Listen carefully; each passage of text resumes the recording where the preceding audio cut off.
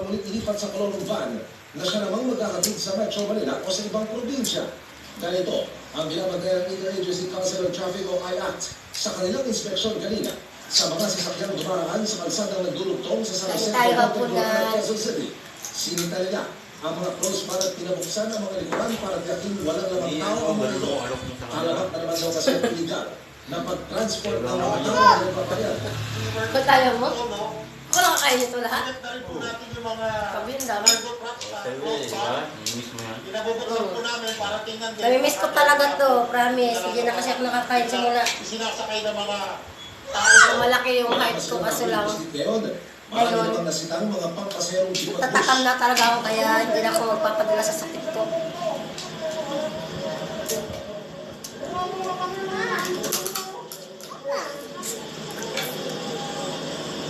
Asawan ko. Sagkaan na may bawang. Buya.